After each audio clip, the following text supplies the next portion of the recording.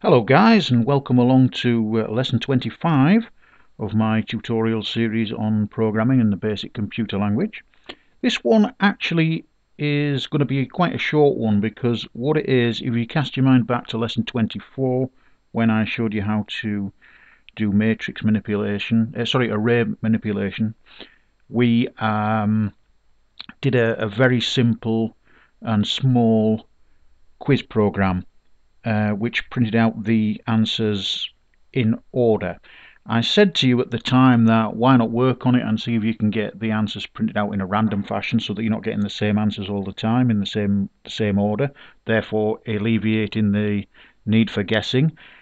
It's not so serious on a small program, but if you're dealing with something like 1,000 questions or more, then of course it's more important that you have the answers come out in a random order.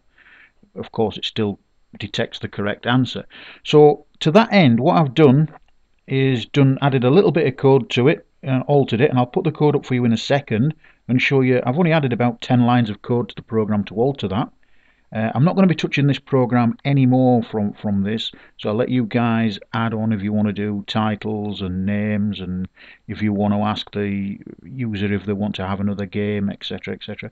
If you want to do that, then you carry on do that, but what I thought I'd do is just show you this briefly and see what you think of this. Okay, so basically this is the code that I've entered into, or added to, shall we say, the last program from lesson 24.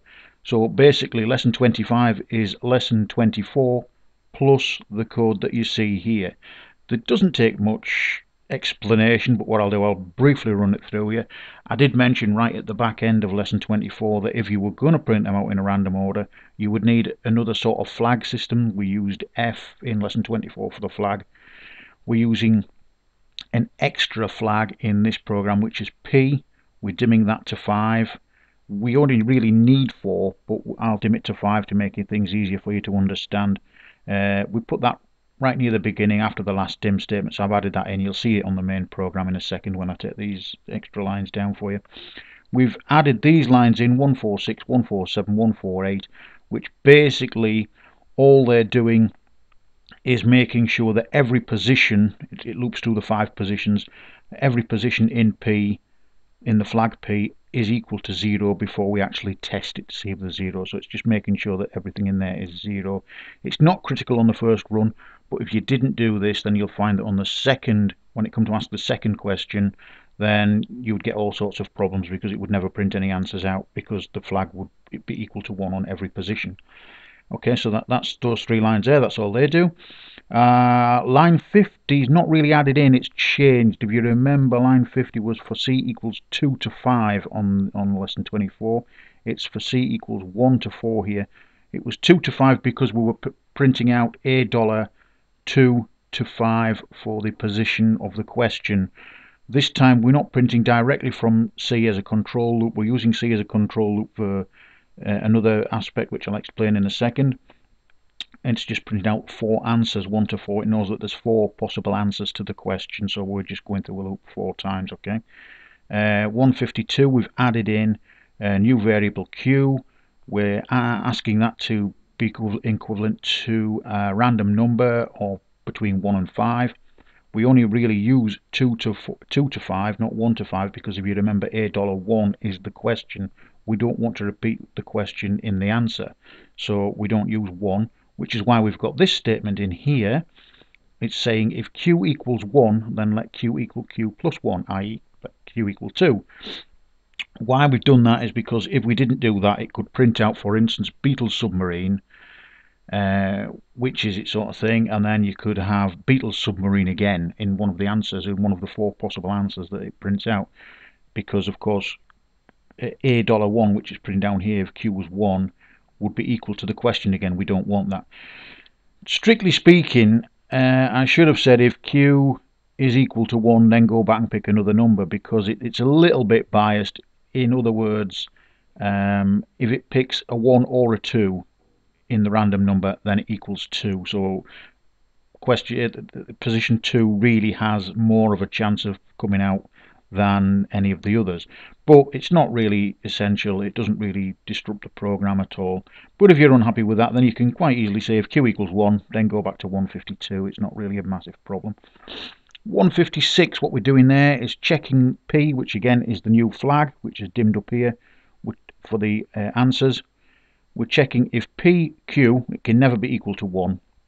It can only either be equal to 2 to 5, because if it's 1, we're adding 1 there. If it's not equal to 0, then it must have been used, because we've set it to 0 up here. We've set all the positions. So on the first run, we don't have a problem with that. If it's not equal to 0, then go to 152 and pick another number. It can only ever be other than 0 on a second run, where if we've got asked question 3 and the random number 3 comes again, it could be PQ could be equal to 1, which we're letting it down here because question 3 has been asked. Therefore, we'll go back to 152. This just ensures that we don't ask one of the alternative answers twice. We can't duplicate one of the alternative answers twice. That's all it is. We've covered this sort of stuff before. Doesn't really need a lot of explanation. It works as is. And then, of course, after we've checked if it's not equal to 0, we've then got to let it equal 1 so that we know that we've asked that, or printed out rather, that possible answer. So, and then of course, the only other line, this is not a new line that's been added in. These are 152, 154, 156, 158 are newly added lines in. 160 is the same, except that we've changed it to Q. So we're printing $Q, X rather than $C, X on the last lesson. Okay, without the way, let's have a quick look at the program. That's the program there.